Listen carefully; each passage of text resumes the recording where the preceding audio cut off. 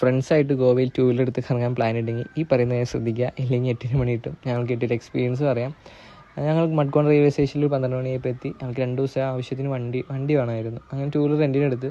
അങ്ങനെ 2 വീലർ റെൻറ്റിനെടുക്കുന്ന സമയത്ത് പുള്ളിയായിട്ട് സംസാരിച്ച് വണ്ടിയൊക്കെ നോക്കി. വണ്ടിയിൽ കുറച്ച് ഡാമേജൊക്കെ ഉണ്ടായിരുന്നു. അത് നോക്കി പുള്ളിയായിട്ട് സംസാരിച്ചു. കുഴപ്പമൊന്നുമില്ല, ഏതായാലും വേറെ ഡാമേജ് ഉണ്ടെങ്കിൽ മാത്രം പറഞ്ഞാൽ മതി. അതുപോലെ തന്നെ 1000 രൂപ റെൻറ്റും 1000 രൂപ അഡ്വാൻസും കൊടുത്തു. പക്ഷേ പുള്ളി സ്ലിപ്പൊന്നും തന്നില്ല. ആരും ചോദിക്കുകയാണെങ്കിൽ ഇന്ന പുള്ളിയുടെ ഫ്രണ്ടാന്ന് പറയാൻ പറഞ്ഞാൽ മതി. അങ്ങനെ ഞങ്ങൾ 2ാമത്തെ ദിവസം ഗോവ മൊത്തം ചുറ്റി കണ്ടുകൊണ്ട് രാത്രി ബാഗ ബീച്ചും അതുപോലെ അർജുന ബീച്ചും കണ്ട് തിരിച്ച് വരുന്ന സമയത്ത് ചിക്ലിൻ ഏരിയയിൽ പോലീസുകാർ ചെക്കിങ് ഉണ്ടായിരുന്നു.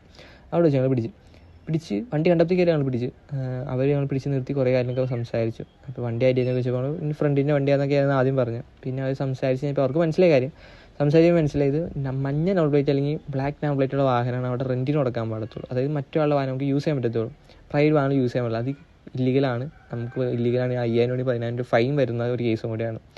അതേ ഒരു 5000 രൂപ ഫൈൻ അടയ്ക്കാൻ പറഞ്ഞു. അങ്ങനെ ഞങ്ങളവിടെ സംസാരിച്ച് ഓണറായിട്ട് സംസാരിച്ച് ലാസ്റ്റ് 3 പോലീസുകാർക്കും 500 വെച്ച് 1500 രൂപ കൈക്കൂലി കൊടുക്കേണ്ട ഒരു അവസ്ഥയായിരുന്നു. കാരണം ഗോവയിൽ ഓണേഴ്സും ചെയ്യുന്നതായി പോലീസുകാരും ചെയ്യുന്ന പരിപാടിയാണ് ഇല്ലീഗലായിട്ട് വണ്ടി കൊടുക്കുക, അതുപോലെ ഇല്ലീഗലായിട്ട് ഓടിക്കുന്ന ആൾക്കാരിൽ നിന്ന് ഫൈനും മേടിക്കുക. അതാണ് ഗോവയിൽ മെയിനായിട്ട് നടക്കുന്ന സ്കാപ്പ്. നിങ്ങൾ വണ്ടി എടുക്കാൻ പ്ലാൻ ഉണ്ടെങ്കിൽ അത് കാറായിക്കോട്ടെ ബൈക്കായിക്കോട്ടെ എന്തും ആയിക്കോട്ടെ, വണ്ടി എടുക്കുകയാണെങ്കിൽ മാക്സിമം അല്ല എടുക്കുന്ന വണ്ടിക്ക് തന്നെ മഞ്ഞ നമ്പർ പ്ലേറ്റിന് ബ്ലാക്ക് നമ്പർ പ്ലേറ്റുള്ള നമ്പർ പ്ലേറ്റ് തന്നെയൊന്ന് ഉറപ്പ് വരുത്തുക. ലൈസൻസ് എപ്പോഴും കൈ കരുതുക. പ്ലസ് ഇൻ കേസ് ഇങ്ങനെ പോലീസുകാർ പിടിക്കുകയാണെങ്കിൽ നിങ്ങൾ തർക്കിക്കാൻ നിൽക്കരുത്. കുറച്ച് നേരം സംസാരിക്കാനും പറയുക.